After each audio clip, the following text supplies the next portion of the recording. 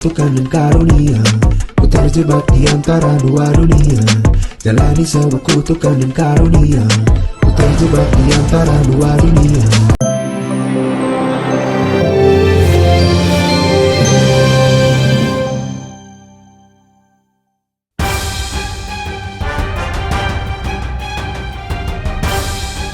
Pesinetron Putri Anne, istri aktor Arya Saloka, mendadak meluapkan kekesalannya di media sosial ihwal tindakan beberapa wanita muda yang diduga menguntitnya di kediamannya. Melalui akun media sosialnya, Putri Anne memposting beberapa potongan gambar aktivitas penguntitan beberapa wanita yang mengendarai sebuah mobil. Dari potongan gambar itu, tampak aktivitas penguntit yang belum diketahui identitasnya sengaja mendatangi kediaman istri Arya Saloka tersebut dengan melakukan aktivitas pemotretan, terutama ketika Putri Anne tengah tak mengenakan hijab saat menggendong putranya. Yang mengejutkan menurut keterangan Putri Anne, sang penguntit memposting hasil jepretannya di media sosial untuk memancing reaksi para haters. Ya kalau kesel pasti, ya sedih pasti. Cuma ya udahlah, kan namanya hari berganti, jam berganti ya. Detik berganti ya udah.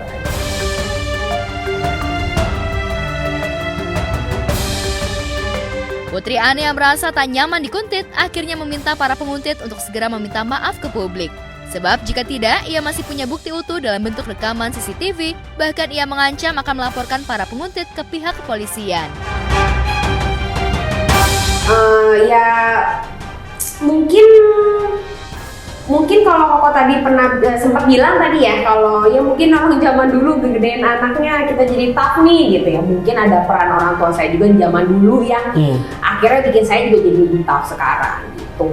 Itu aja sih, peran orang tua, agama, peran orang tua ya, peran keluarga di rumah ya, gitu aja sih, lingkungan.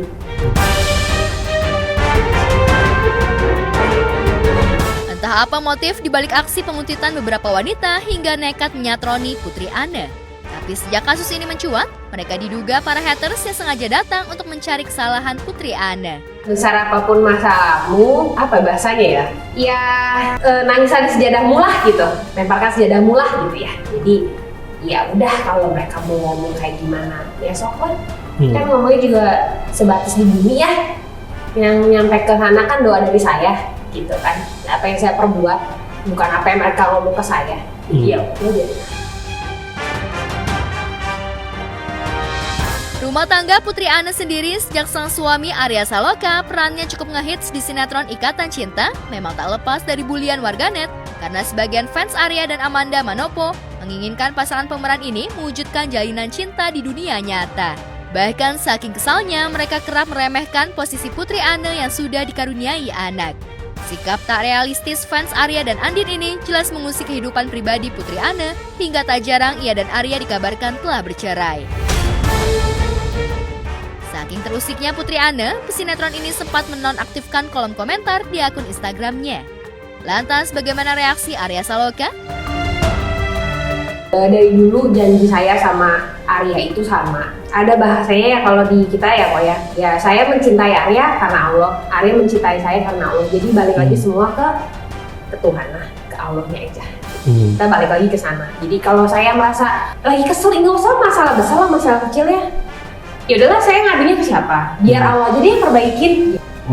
Ya balik juga mungkin Arya juga mendoakan saya. Jadi sama-sama ketemunya di sana aja. Meskipun kalau saya ngomong sama Ibrahim nadanya 10 oktav ya kok ya, tapi kalau misalkan lagi masalah begitu ya pastinya duduk tenang dulu, kita ngomong dulu, duduk dulu dulu, jangan pakai cara berdiri nih, sambil berdiri kadang-kadang orang tuh naik nada pasti tinggi ya, jadi ngomong baik-baik aja. Ya ngomong duduk baik-baik, ini mau gimana nih, udah sama kayak kita ini gini tingginya ini lagi tingginya ini kok, jadi kan enak ya. Kamu nyaku ngeliatnya gini nih, kamu ngeliatnya gimana nih gitu. Udah ketemu tengahnya gimana gitu. Jadi ada ruang untuk diskusi. Ruang diskusi itu kan bisa diterima bisa tidak. Keputusannya kan ada ketok palunya. Apa dari diskusi itu kerucutnya apa nih? Harus ngelakuin apa gitu.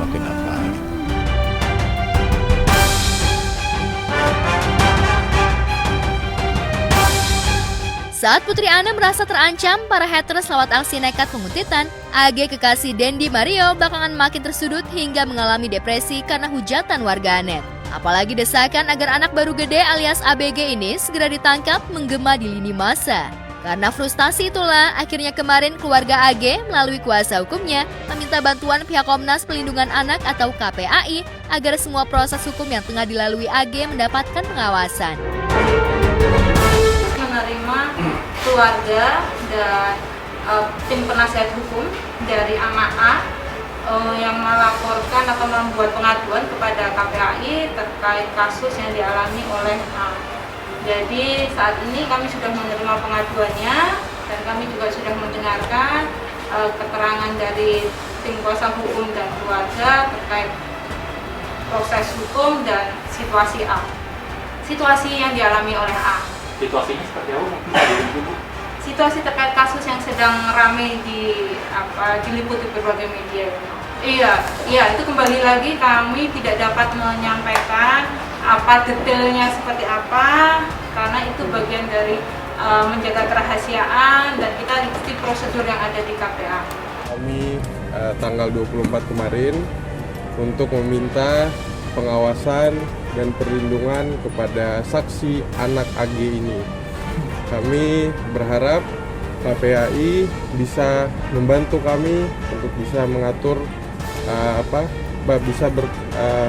membantu dan mengawasi saksi anak ini dalam proses penyidikan ataupun proses peradilan ke depan.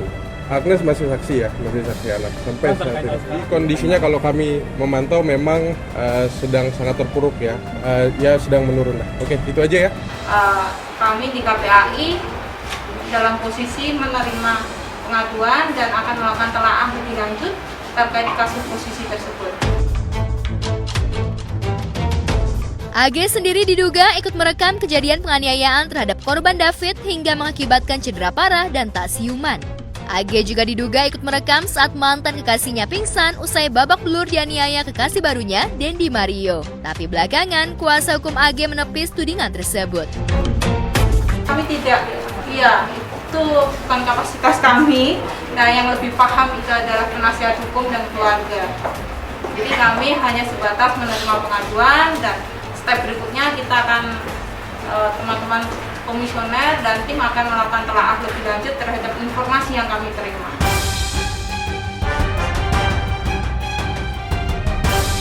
Tapi sayang, SL salah satu pelaku yang turut serta membantu Dendi kemudian buka suara. Dari penuturan pengacaranya, SL diketahui jika AG ikut merekam kejadian. Keterangan ini sontak mengejutkan warganet. Apalagi baik melalui pengacara maupun postingannya, AG selalu menepis tudingan ikut menyulut hingga merekam kejadian sadistis tersebut. Lantas akankah AG akan segera menyusul jadi tersangka? Benarkah pihak keluarga korban juga meminta pelindungan KPAI? Dan menyampaikan pengaduan diwakili FBH Ansor juga. Jadi artinya sama ya posisinya karena kebetulan ada anak korban, ada saksi ya, saksi korban mengadu ya kami terima. Ada ya di samping itu ada orang lain yang merekam video, ada orang lain selain dia, cuma dia nggak tahu itu siapa. David itu masih di ICU ya, masih di ICU. Cuman sejak kemarin itu pihak dokter juga sudah tidak memberikan obat penenang lagi karena mau melihat responnya David. Alhamdulillah udah semakin ada responnya. Jika melihat bagaimana sengitnya kasus penganiayaan berat ini, maka wajar jika netizen geram dengan tingkah AG yang dinilai mau menyelamatkan diri sendiri dengan mengorbankan pelaku utama yakni kekasihnya sendiri. Ya, nanti jadi itu nanti ini nanti akan di dalam BAP tambahan ini itu akan kita jelaskan karena selama itu juga dia merasa dia tertekan, dia nggak menyangka bahwa karena dia di Sanggerang juga dia bilang dia hanya sebagai saksi, dia tidak menyangka bahwa seperti ini adanya, maka waktu diperiksa itu dia menunduk, dia tidak merasa bersalah kenapa saya diperlakukan seperti ini, jadi dia ada ketakutan. Kami meminta kepada masyarakat untuk dapat memberikan kesempatan kepada saksi anak AG ini untuk diberikan ruang dan posisi yang sama untuk kami mengungkapkan fakta yang ada menurut BAP yang sudah diperiksa dan bukti-bukti yang ada.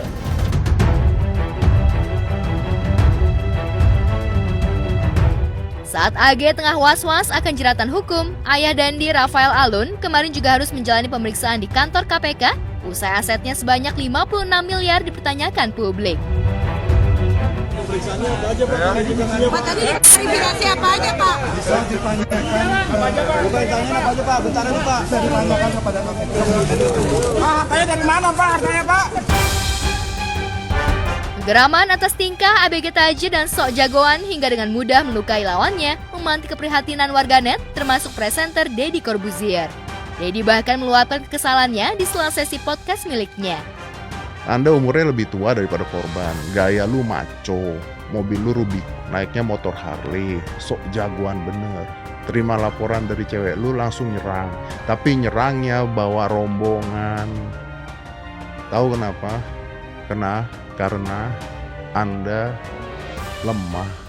Karena apa? Orang kenapa bisa gerudukan kalau ngelawan satu orang, atau kenapa bisa keroyokan kalau ngelawan satu orang? Karena you have a very low self-esteem. Low self-esteem. Saya mau ngurusin dulu kamu ya sama anak-anak orang-orang kaya tersebut yang kerjanya cuma flexing doang. It's not your money, it's not your money. Oke, bukan duit lo. Ya, jadi nggak usah belagu karena duitnya juga bukan duit lu, duit bapak lu itu yang lu posting-postingin, mobil lah apa.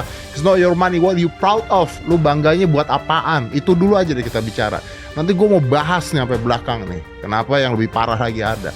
Aska itu, kalau kalian nggak tahu, Aska itu punya Rubik. Aska tuh punya Rubik. Seriously dia punya Rubik. Gue beli Rubik dia pakai.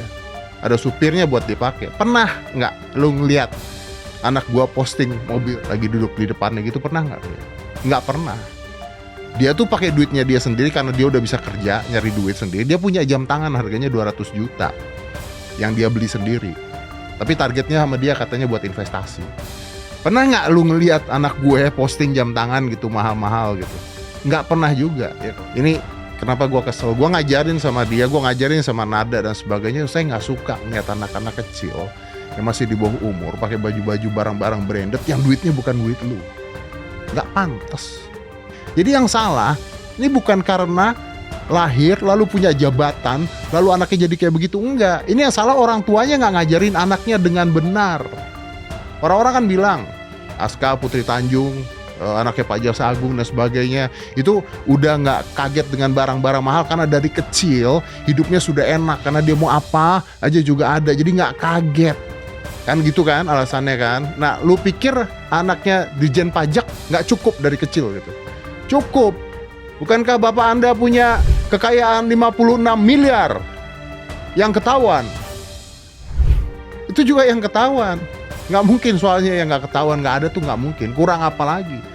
Yang salah bukan harta orang tuanya tapi didikan orang tuanya. Didikan orang tuanya. Ya, ini sama kayak yang kemarin lagi viral. Sekarang ada anak SMP dikasih mobil ke sekolah berdua sama ceweknya di videoin. Orang tuanya kok bisa itu mobil dibawa? Orang tuanya dong. Tetap salah orang tuanya, tetap salah pendidikannya. Lu mau sekaya apapun, lu kalau norak. Lu mau susah, norak. Ini bukan masalah kaya atau miskin, anak pejabat atau bukan. Lu norak. Selain Deddy, komika Marcel Widianto juga berusaha menyindir tingkah flexing Dendi dengan menanyakan kemana mobil Kaisang putra Presiden Joko Widodo yang tak pernah dipamerkan Kaisang ini. Lantas seperti apa ekspresi Kaisang saat ditanya mobil mewahnya? Hari ini aku ketemu sama Mas Kaisang. Respect abangku. Mantap sekali Mas Kaisang. Keren banget tuh Mas Kaisang lu. Padahal Mas Kaisang ini kan keluarga presiden gitu ya. Tapi kenapa nggak pernah dipakai sih power bapaknya gitu loh. Padahal kan Mas Kaisang bisa naik mobil mewah, mobilnya asli, platnya palsu kan bisa Mas. Bisa kamu free kick sambil shoo gitu kan bisa. Kenapa nggak dipakai Mas Kaisang? Itu kan bisa dilakukan. Kamu anak presiden Mas. Kamu tuh karismatik. Ikutin tren-tren yang ada dong. Ikutin tren-tren yang ada. Bapaknya pencitraan, anaknya ugal-ugalan. Gitu loh Mas. Kenapa sih? Kamu ngelakuin semuanya sendiri, berdikari gitu loh. Kenapa sih Mas Kaisang, ya ampun? Enggak, kamu belum lihat Rubiconku aja. Respect aku, respect.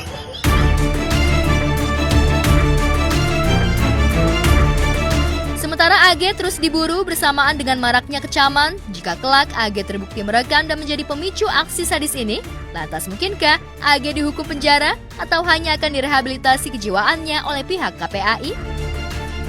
Iya, itu kembali lagi kami tidak dapat menyampaikan apa detailnya seperti apa, karena itu bagian dari menjaga kerahasiaan dan kita ikuti prosedur yang ada di KPA. Ya, nanti di BAP ya, itu nanti ditanya ke penyidik aja ya.